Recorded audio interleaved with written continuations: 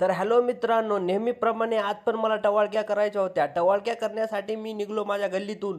घेतली गाडी आणि हळूहळू चालवत होतो सोबत. जात असताना मला रस्त्यात भेटली घंटा गाडी. तर हे घंटा गाडीचं गाणं मला लय आवडते. तर आपला ऐकावीशी कचरा वाटते. घंटा गाडीत स्वीकारण्यात येणार नाही.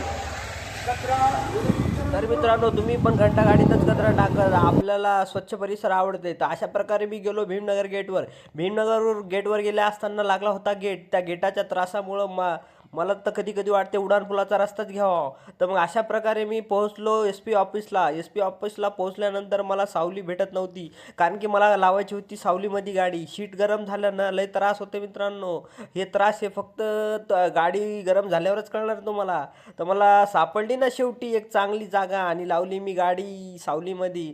तर अशा प्रकारे मग मी गेलो एका ऑफिसमध्ये. मला होतं काम. ते काय काम होतं ते मला विचारू नका, मी ते काय सांगत नसतो.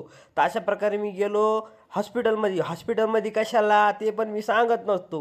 तर अशा प्रकारे मी गेलो रस प्यायला. रस एकच नंबर होता, भाऊनं बनवलेला होता.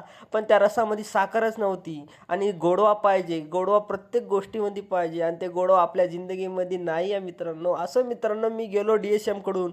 कशासाठी? तर असंच गेलो चक्कर मारायच्या. जुन्या आठवणी आठवल्या, तर त्या जुन्या आठवणीला घातली ना लात आणि गेलो पुढे आणि आलो गल्लीमध्ये. झाडांची कमी होती. असो मित्रांनो, झाडं लावत जा आणि सावली करत जा. तर ओके, बाय. फॉलो राहा, माझ्या कनेक्टमध्ये राहा मित्रांनो. तर बाय.